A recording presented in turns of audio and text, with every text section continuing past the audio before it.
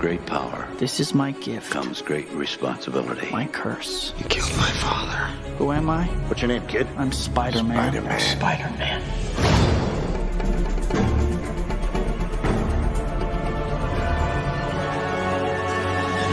What we're trying to do is tell the story of Peter Parker, coming to terms with the sacrifices that he has to make to becoming the hero that we all imagine he would be. It's a story about pride, and it's a story about redemption and forgiveness. It's just an epic saga, so we wanted to think, what's the next step? Do something that was surprising but inevitable. There's so many twists and turns, and that's what's great about this movie.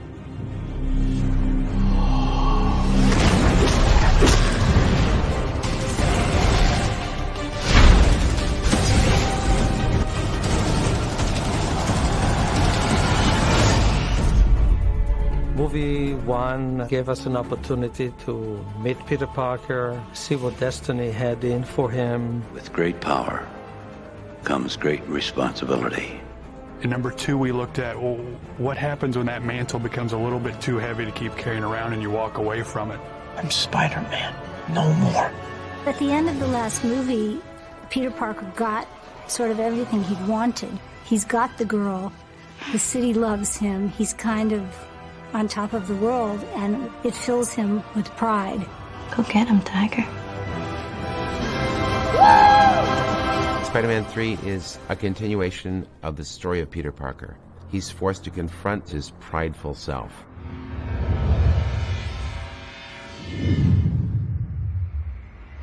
Everything is going very well for him. He's getting recognition as somebody who's helping his community as Spider-Man. The glory and kind of attention that he's receiving is starting to stir up his own ego and his own sense of importance. Peter and MJ are both very young.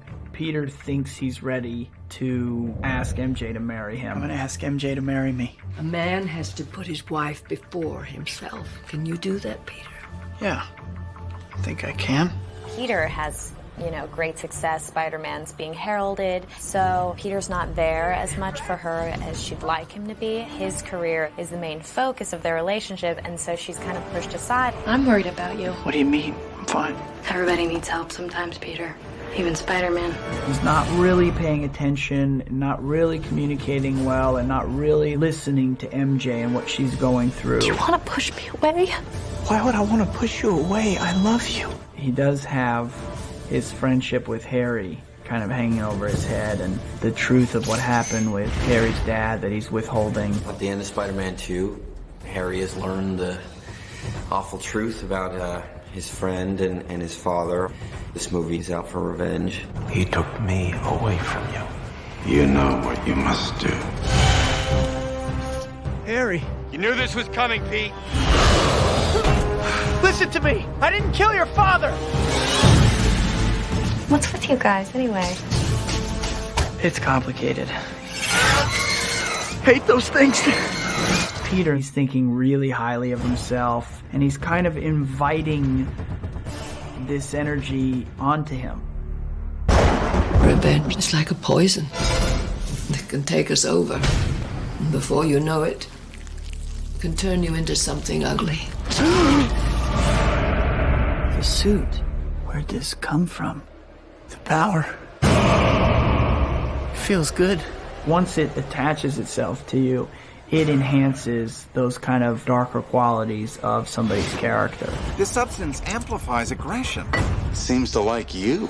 Peter Parker finds out Flint Marko is actually the man responsible for Uncle Ben's death. We have some new information. This is your uncle's actual killer. We lost his trail 2 days ago. He's a guy he's spent a number of years in prison, but then he breaks out of prison. This man killed my uncle, and he's still out there. So he goes after Flint Marko, a.k.a. Sandman, with a different kind of vengeance in his heart. Remember Ben Parker? What does it matter to you anyway? Everything! Whoa, Spidey, love the new outfit. I play Eddie Brock. Eddie's very similar to Peter Parker in the sense that they both work at the Daily Bugle. They're both striving for the same job. On the outside, Eddie's probably a slicker individual. It's Brock, sir. Edward Brock Jr. I come before you today, humbled and humiliated, to ask you for one thing. I want you to kill Peter Parker. Eddie Brock is trying to step on Peter to get what he wants at the Bugle, and so Peter's got to fight for his own place there. He's forced to confront those absences of character, to overcome these obstacles and truly become a hero. Even if his actions or his behavior get away from him a little bit, he's still responsible for his actions. I need your help. I have to stop it. Parker.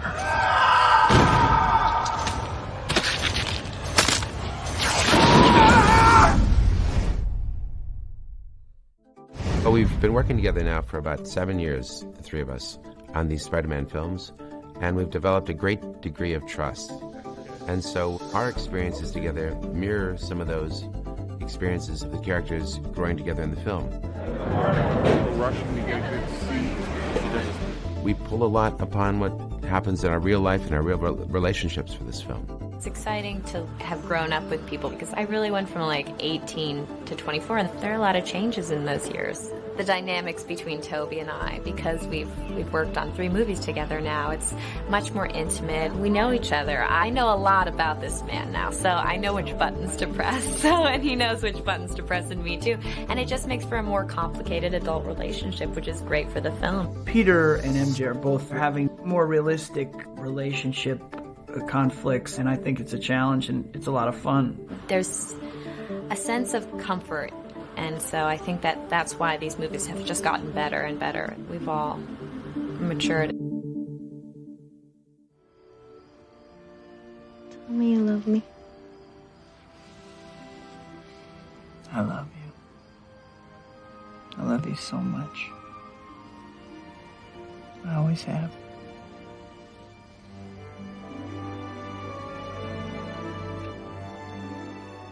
It's really been a pleasure to see Kirsten and Tobey and James in the bonds that they've formed with each other, which enriches the characters that they play.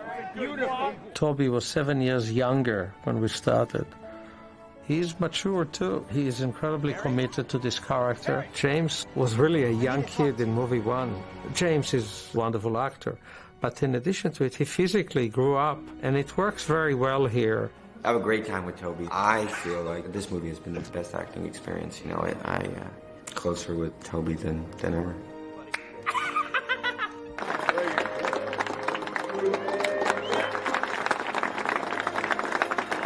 James, it's been 6 years. Why don't you tell us how you feel? I'm just so glad I could share this movie with all you guys.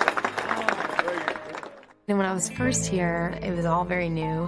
And then the second movie, it was nice to see everybody with sort of familiar faces, and it was very fun. And this movie is like, we're just in our groove now. No, I can't. Can you just get Justin? Film number 3 was like coming home, you know, it's like going back to your old summer stock theater or something with all the same idiots that were there last year and having fun.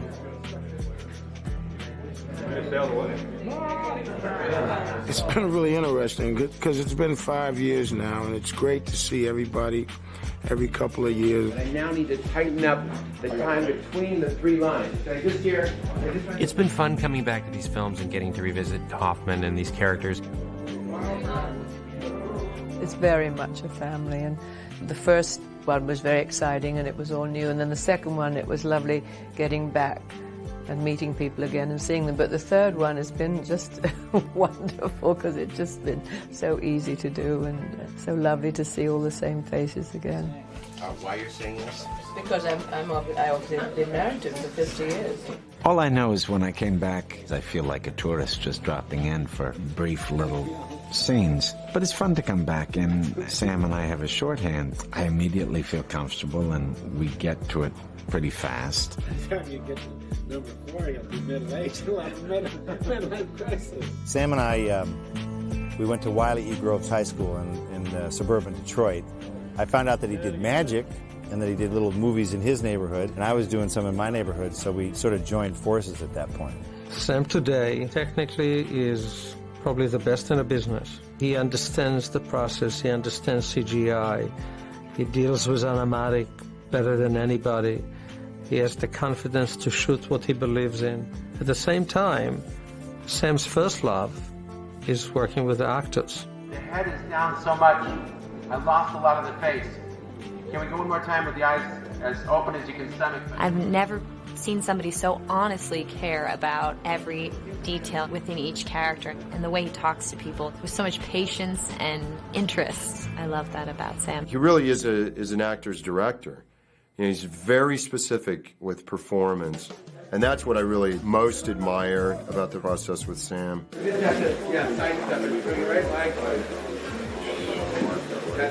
Having worked on different types of films, I think the degree of difficulty for a filmmaker making this type of film is really high in terms of the multitasking and running at times 5 units simultaneously. I don't understand. It's like, it's just too much, but he handles it brilliantly. What's so unique about Sam Raimi's directing style is that he is so collaborative, and yet he still has a singular vision as to what he wants and what he's going for. But he's very, very willing to listen to suggestions and ideas, from anyone on set. And at the end of the day, it's ultimately always his decision, which is empowering for an actor. Thanks. You're doing great. All right. Very good reaction. So to have on one hand an incredibly astute technical director, but then all of a sudden his own demeanor changes. If you have a highly emotional moment, all of a sudden his voice lowers. The moment lays on him. He's very consistent. So once I figured him out, he hasn't really changed. He's got a few more gray hairs, but he's very, very prepared. He's very passionate. He loves this story. He's uniquely qualified to tell it. Rehearsals with Sam is like the great English literature class. What are you thinking about? And he listens. He listens attentively to the actors. These are a great bunch of actors. I think it all comes down from the top. I think Sam, his heart is so in this, but he grew up loving Spider-Man, and it was very important to him to make a movie that would appeal to the hardcore fans, that they would not think was being dumbed down, but would still have a broad appeal. All right, let's go.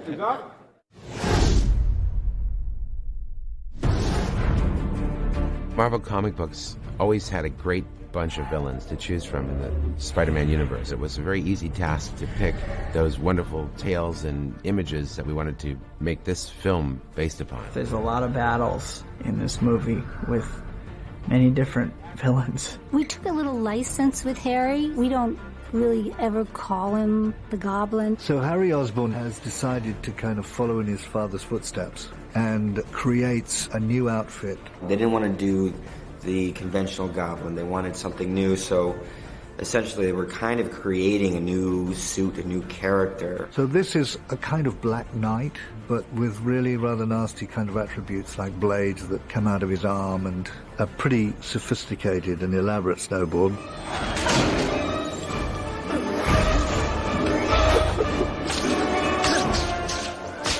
Throughout the comics, there have been different versions of the Green Goblin. He's had different looks, there have been different names. So we really took that liberty, and Sam said, let's not have him put on his father's costume. Let's not put the mask back on. Harry would have something different. Harry would probably take the technology available to him now and make something else. He wants to create something that is going to get the job done and just take out Peter Parker.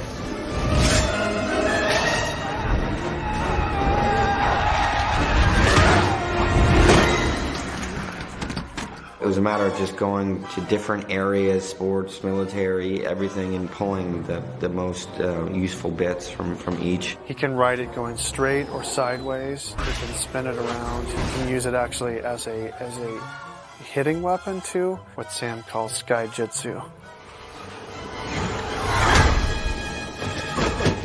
They go from the usual environment that you've seen in Spider-Man 1 and 2 and then enter this alley pretty quickly.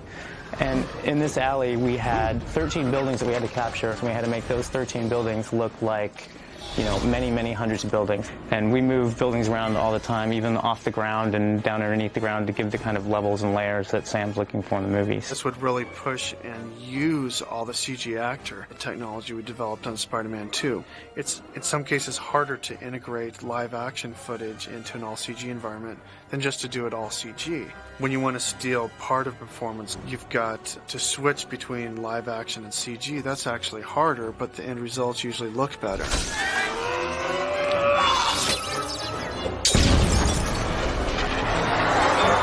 I've always loved Sandman.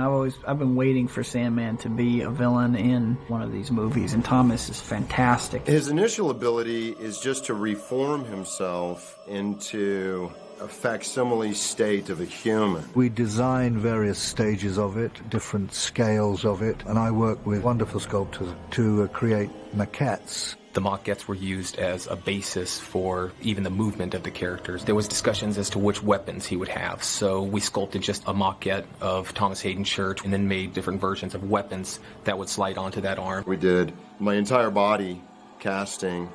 First they powder you down, and then you put it in the box, and then they fill it up with plaster. The whole process can take about an hour and a half, but they're actually under alginate and plaster bandage for about 45 minutes. Sandman was a unique opportunity for a CGI. We had to understand how does sand behave to create Sandman. When it came time to bring him to the screen, the realization of that, which is really the director and the filmmaker's job, we had to first study sand, because this is the thing that we were going to recreate in the computer. One of the first things that I did on the movie was to organize a sand shoot, shooting reference of sand thrown up, thrown against blue screen, over black screen. We got every possible reference we could think of based on what the script said. There's actually a lot of different types of sand. And for us on Spider-Man 3, we have something, what we refer to as Arizona sand. And it's not the type of sand that you would find at, like the Santa Monica beach. It's actually quite coarser. There's a lot more, it's almost kind of like in a rocky type material. Once we had our basic understanding of sand and how to photograph it, then came time for the great technicians over at SPI to recreate the individual grains of sand in the computer. Sand, I think, has some unique challenges in that it behaves sometimes like a solid and sometimes like a liquid. You can't just take those large grains of sand and push them back into the distance and then add a few million more, because it won't fit into the computer. So the hard part has been to go from this detailed model to this single point of color without seeing any of the transitions in between.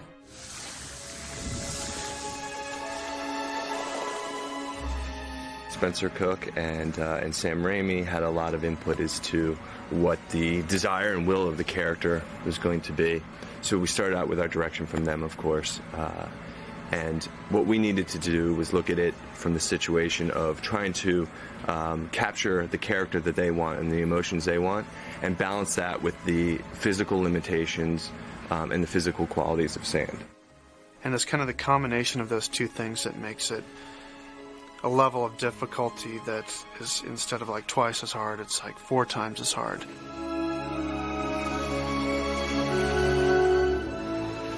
Though there had been particle animation previous to Spider-Man 3, there had never been anything attempted on the scale, the scope that this project demanded.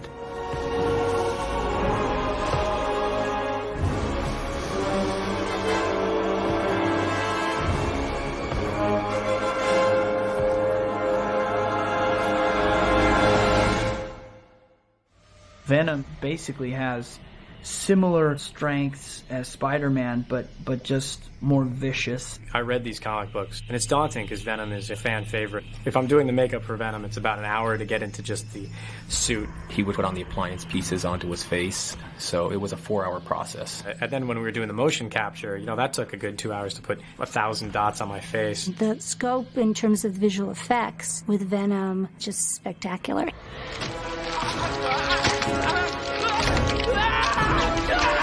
This is an example of some of what animation does and kind of how we get data from animation to effects. Well, the different colors here help us identify which pieces go with which data sets. And then we can call out where we want to add more detail. We can call out where we want to add surface properties or whatnot.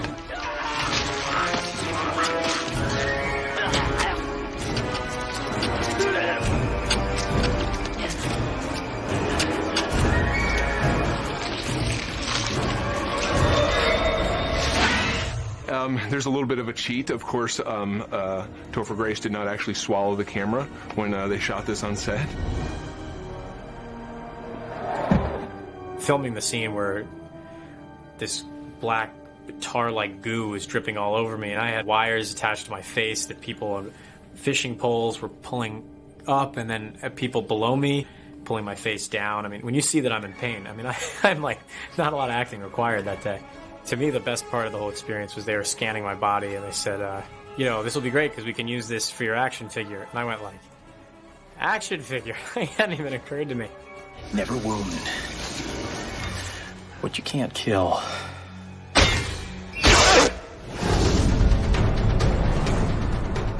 We have these really extraordinary action sequences that feel like you would imagine the comic book would be if it came to life.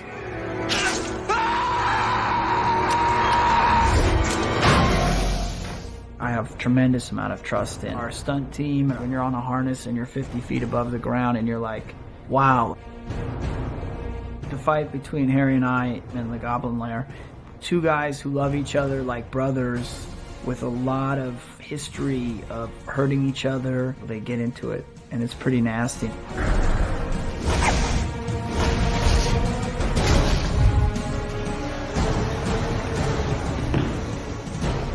And I love it. I mean, just running on the roof and jumping off into that big bucket of foam. That was actually kind of fun.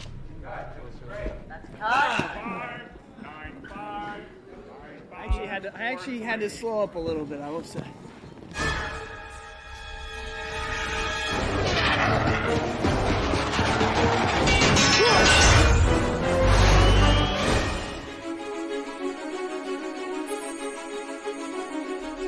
Bryce is just fantastic. She's just a total gamer. She just, whatever she wanted her to do, hang from a building, you know, slide down a tilted floor, whatever. She was just willing to do whatever we wanted. What's so great about movies is you get to really experience these crazy incidents, like accidents, things that would never happen in real life. And you would emerge alive, and you know that you'll be 100% safe. I know that if there's something that's really dangerous, there'll be someone available to do it, but I try to do as many things as possible because it's really fun. We have, you know, Bryce out there on a little wire, and it's like, okay, run toward us, and we're going to drop the floor before you make it to safety. And she was like, okay. I know, seriously. She's in a safety harness, and the stunt personnel will hook up what we call a decelerator. She can fall down at a rate of speed at the end of that fall within about 5 feet of the floor. It will decelerate down and allow her just to slow down at the end. That feeling, that rush of adrenaline, like you really cannot get unless you're doing some kind of extreme sport. She has to hit the ground, and then she starts sliding. And then she has to actually slide over an edge. Well, there's really no way to fake that. You can make it a softer edge or whatever, but she's still got to go over that edge. And then she drops, and she's, you know, you have to give her a certain amount of her own weight so she doesn't have to just act it. The more we dished out, the more she took.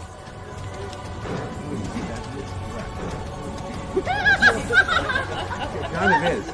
The best part for me was when they like pulled away the floor and I was running and there's an expression on my face where I'm just kind of like, huh, because the floor just totally came out from under me.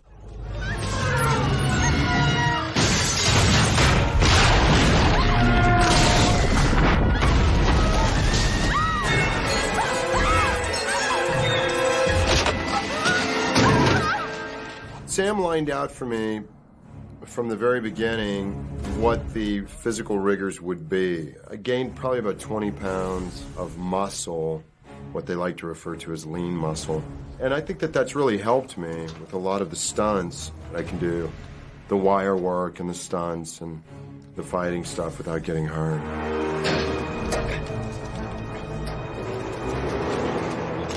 I'm so jealous of the men that like get to wear their masks and they don't have to react to anything. Meanwhile, I'm like crying, reacting to pieces of tape. It's fun when actually the taxi moves and it kind of motivates me. It wasn't really scary, it's more nauseating is when they turn the taxi around. Like, it was okay going forward, but the reset was like your stomach just fell, you know, to your throat, and that was not fun.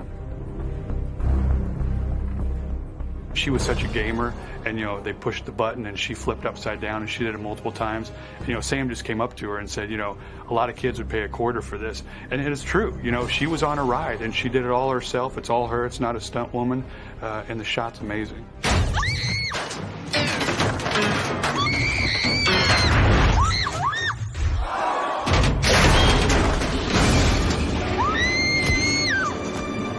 Had a great second unit director in Dan Bradley who helped me, and a great stunt coordinator, Scott Rogers, who really rigged up all these stunts. This is a shot that simulates Spider-Man sliding down the street on top of the door from the armored car, and at the last second this car spins into his path and he hops up and uses the door to fend off this car.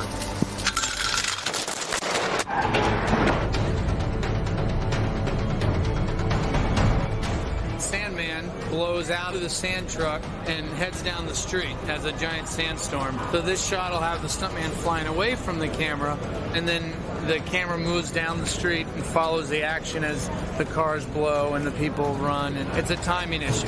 Everything has to hit on an exact mark and an exact time, so each car reacts right after the other. Action!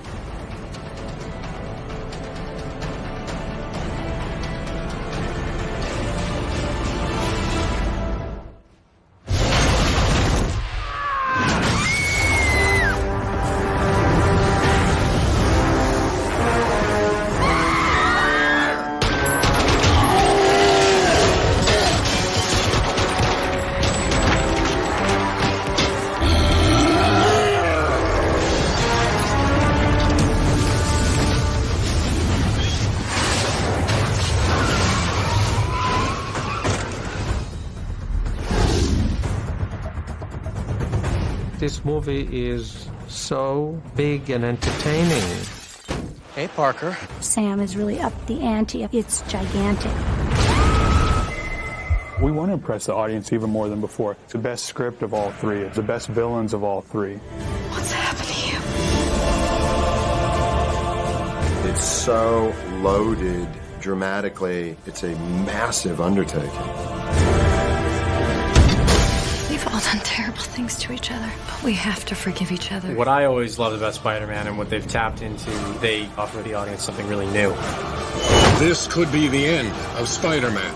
We have a lot packed into this film. People will be moved. The whole thing comes out of delivering the cheers and the excitement and the thrills. The audience demands new things. They want to be taken to new places. They want to thrill the audience.